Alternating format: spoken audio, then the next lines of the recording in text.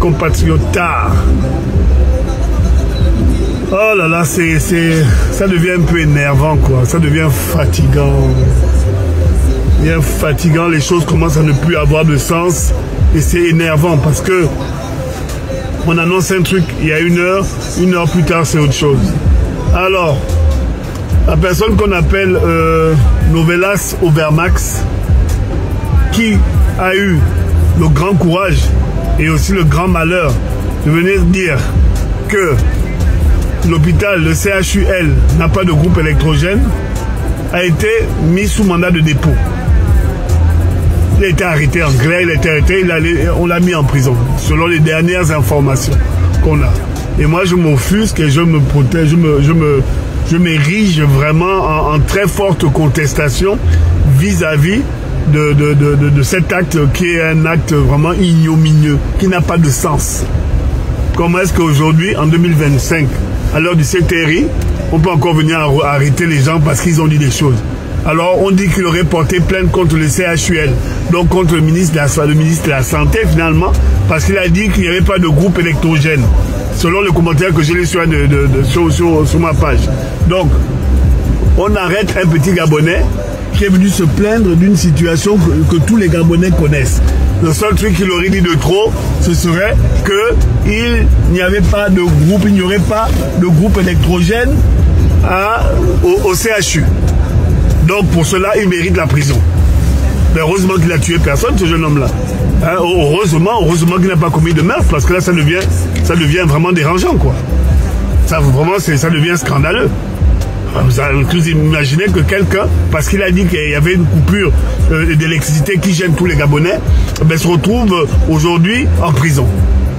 Alors on se pose la question de savoir, les gens qui font ça là, les gens qui arrêtent qui arrêtent aujourd'hui des petits jeunes, hein, c'est pas un Koulouna, hein, c'est parce que là, heureusement qu'on l'aurait arrêté parce qu'il a dit qu'il n'y avait plus d'électricité à l'hôpital. Parce que si c'était un Koulouna, il serait déjà passé au poteau, quoi. On l'aurait peut-être exécuté.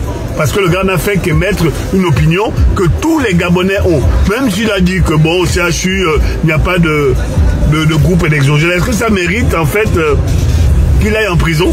Et quand même il aurait diffamé. Donc la diffamation, quand il n'y a pas de jugement, ça veut dire que tu vas aller en prison. Voilà où est-ce qu'on est rendu aujourd'hui. Ça veut dire que les gens sont en train de vouloir mettre une espèce de pression, hein, sur le peuple gabonais pour ensuite discréditer l'action des autorités gouvernantes. D'accord, c'est ça qui est en train d'être fait. Ça me rappelle exactement l'histoire que Landry Amiens Washington et Stéphane Zeng a vécu le mois d'août dernier.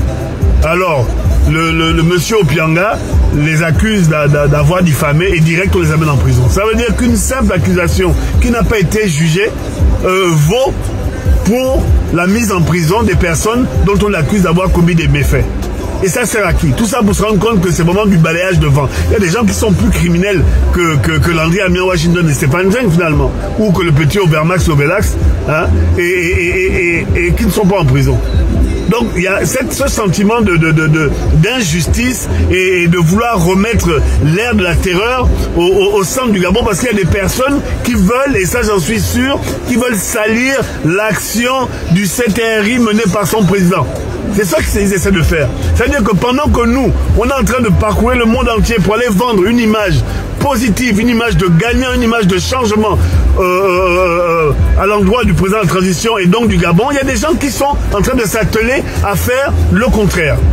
Et à chaque fois, c'est des petits actes comme ça, des petits gestes comme ça qui font en sorte que lorsque nous, on va parler au nom du Gabon, comme ce qu'on a fait il y a quelques jours à Paris, mais les gens disent, ouais, vous blablatez, c'est faux, là, on est en train de remettre la dictature en place. Oligui est un dictateur, et vous avez vu, il arrête des jeunes qui sont pleins d'une facture d'électricité, ou Oligui est un dictateur, donc quand il y a un petit jeune qui est mort, un jeune militaire qui est mort, c'est de sa faute, ou Oligui est un dictateur, lorsqu'il y a un problème au Gabon, c'est toujours lui.